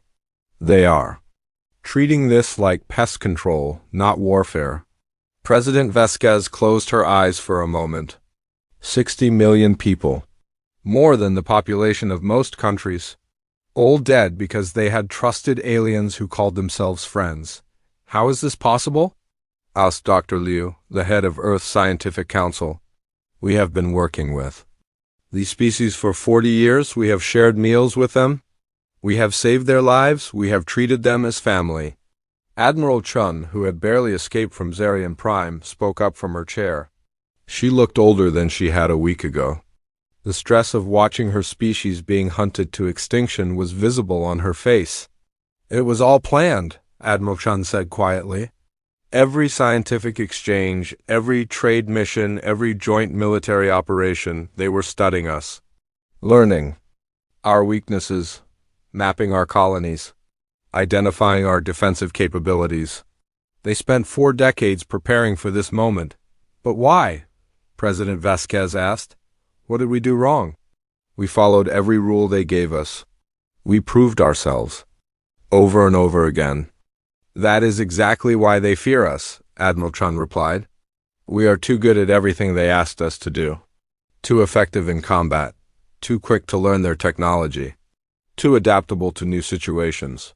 They realized that if they let us continue growing, we would eventually become more powerful than they are. The room fell silent. Everyone was thinking the same thing. Humanity had been sentenced to death for the crime of being successful. General Harrison cleared his throat. Madam President, we need to discuss our response options. Response options? Defense Minister Zhang laughed bitterly. They have destroyed half our colonies in less than a week. They have superior numbers, superior technology, and 40 years of intelligence about our capabilities. What response options do we have? President Vasquez looked around the table at the faces of Earth's leaders. Some looked defeated, others looked angry. A few looked thoughtful, but one face stood out. Admiral Chun was smiling slightly. It was not a happy smile. It was the smile of someone who knew a secret. Admiral Chun, President Vasquez said, you look like you have something to say. Admiral Chun stood up slowly. Madam President, the aliens made several assumptions about humanity. Most of those assumptions were correct. We are aggressive when threatened. We are adaptable. We learn quickly. We are effective at warfare. All of this is true. She walked to the front of the room and stood next to the display showing destroyed human colonies. But they made one critical error, Admiral Chun continued. They assumed we would fight them the same way we fight each other. They assumed our technology and tactics were limited to what we showed them during our cooperation. They assumed they knew everything about human capabilities. What are you saying? General Harrison asked. They saw what we wanted them to see, Admiral Chun replied. For 40 years, we showed them a version of humanity that was helpful, peaceful, and cooperative. We showed them our civilian technology. We showed them our defensive military capabilities. We showed them the face we wear when we are trying to make friends. Admiral Chun turned to face the assembled leaders. Her expression was cold and hard. They never saw the face we wear when someone tries to kill our children. Defense Minister Zhang leaned forward. Are you talking about the classified programs?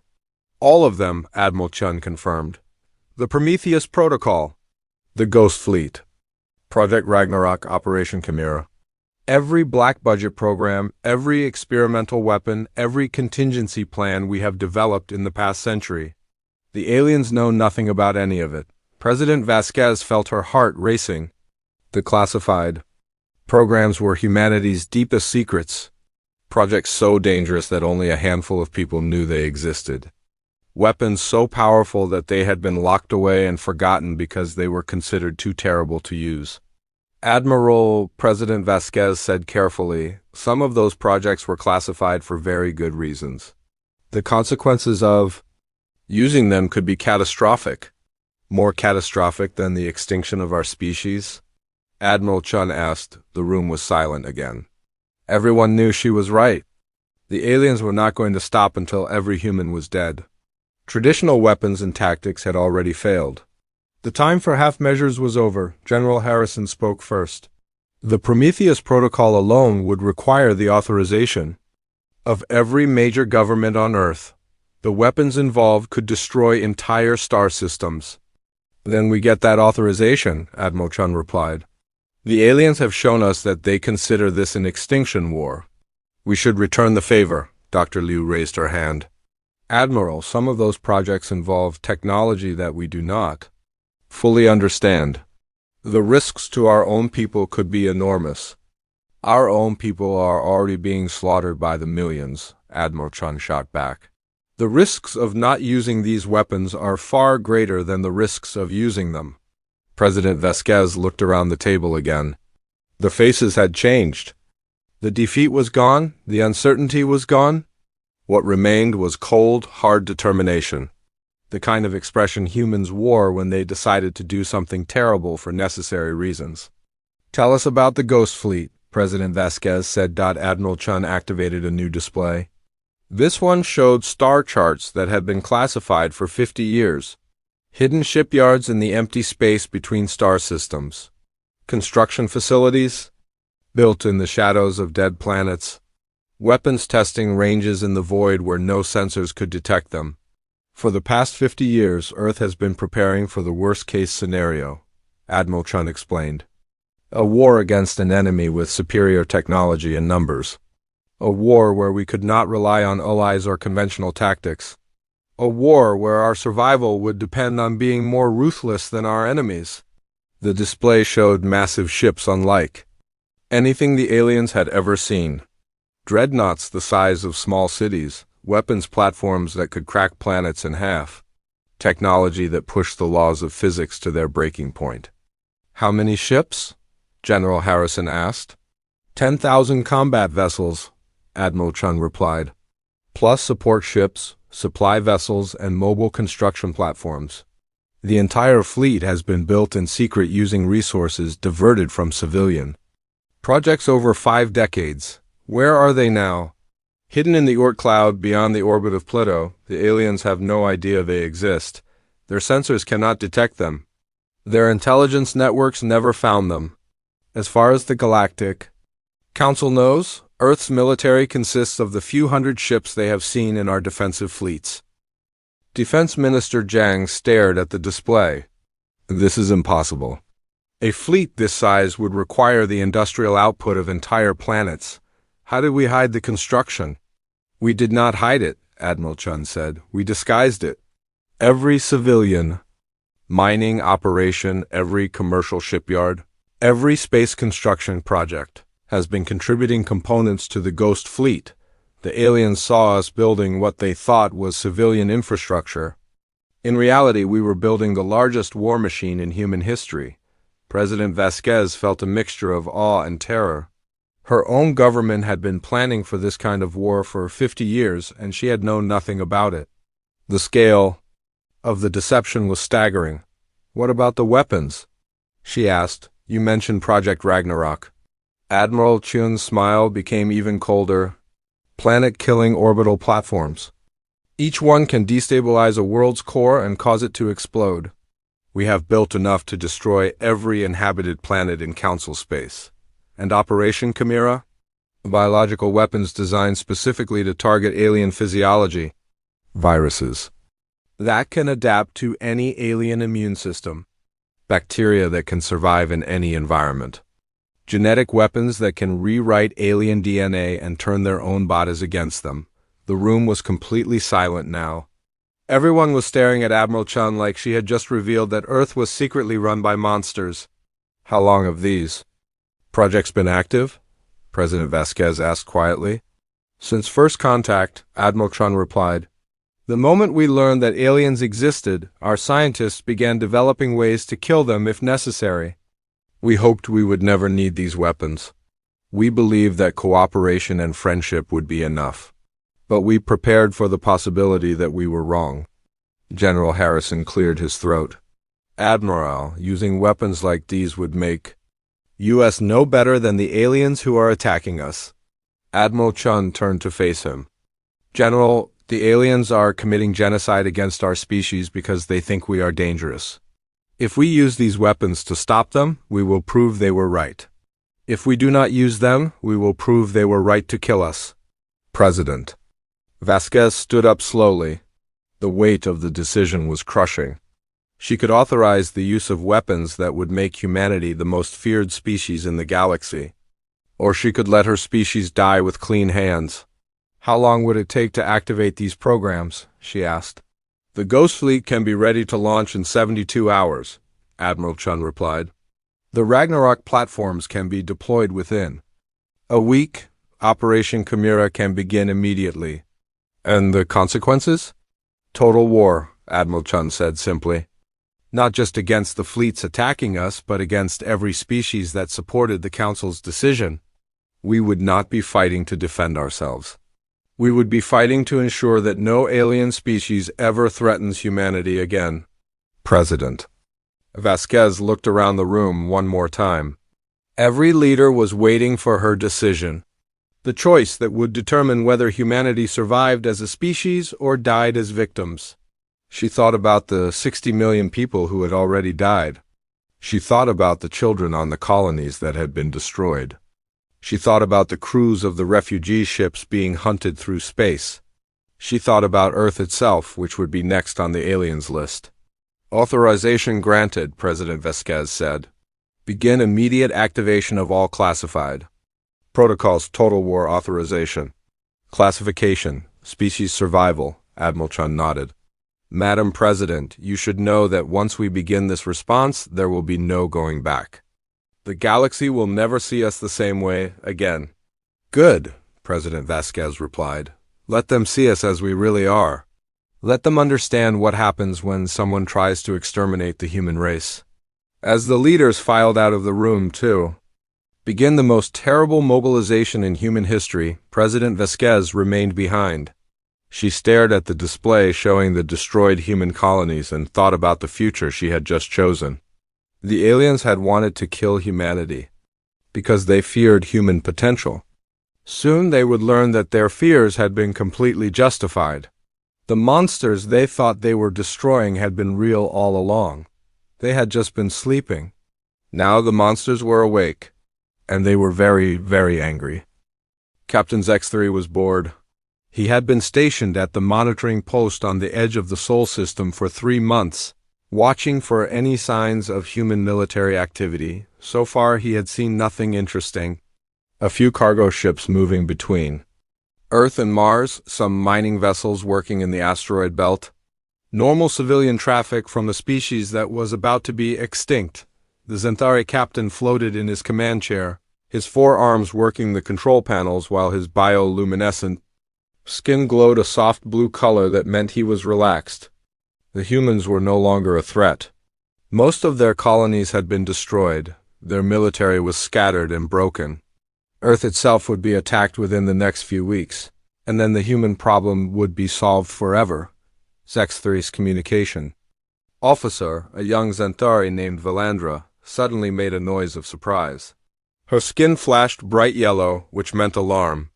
Captain, Valandra called out, I am detecting unusual activity in the outer system, near Pluto's orbit. What kind of activity? X3 asked. He was not particularly concerned. The humans had some mining operations in the outer planets. Probably just workers trying to hide from the inevitable. Unknown, sir. The signatures are very large. X3's skin flickered from blue to orange, which meant mild interest. He activated his tactical display and looked at the sensor readings from the outer system. What he saw made his skin flash bright red with shock. Ships were emerging from behind Pluto, massive ships. Ships larger than anything the humans had ever built before. Ships that were appearing by the dozens, then by the hundreds, then by the thousands. That is impossible, X3 whispered. Where did they come from? His tactical officer, a Zentari veteran named Kalthara, was working frantically at his controls. Captain, the ships are enormous. The largest ones are reading as 12 kilometers long and 4 kilometers wide. These are not human designs we have seen before. How many ships? X3 demanded. Still counting, sir. Current total is over 3,000 and rising rapidly. X3 stared at his display in disbelief. The human military was supposed to be broken. Their industrial capacity was supposed to be limited. The Council had intelligence reports going back 40 years that proved humans could not build fleets of this size. Captain, Valandra said urgently, the lead ship is transmitting a message. It is directed at our monitoring station. Put it through, Zexthury ordered. The face that appeared on his screen was human, a female with dark hair and cold eyes. She wore a military uniform that Zexthury did not recognize.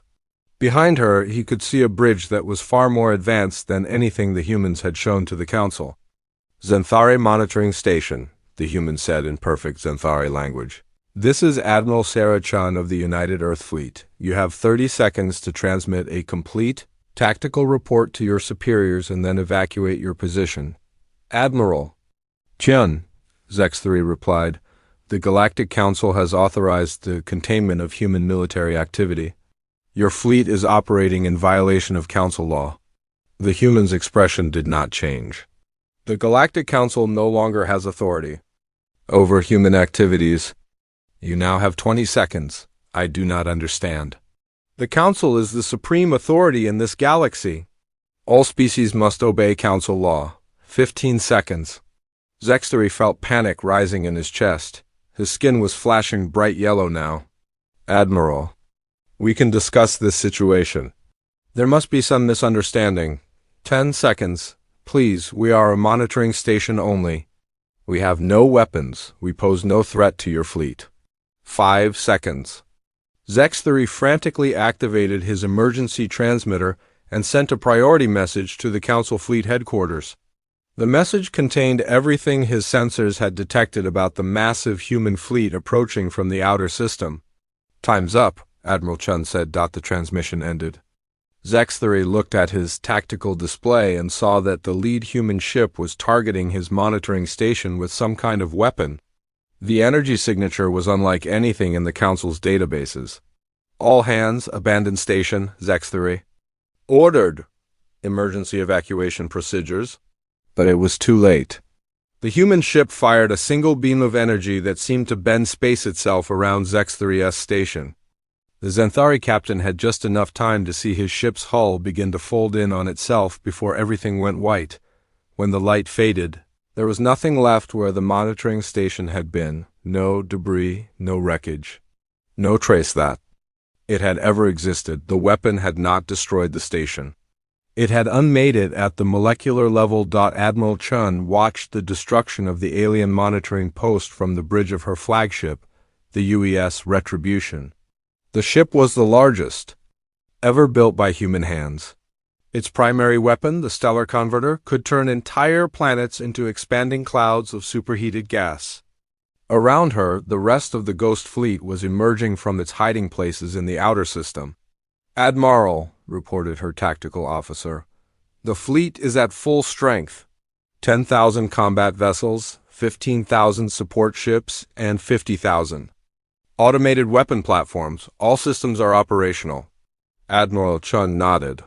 The Ghost Fleet represented 50 years of secret construction and the combined industrial output of the entire human species. Every ship was equipped with weapons that pushed the boundaries of known physics. Every crew member had trained for this moment their entire career. Communications, transmit the following message on all frequencies, Admiral Chun ordered. To the species of the Galactic Council, you have declared war on humanity and initiated the systematic extermination of our people. You have murdered over 60 million innocent civilians. You have shown us that there is no place for human beings in your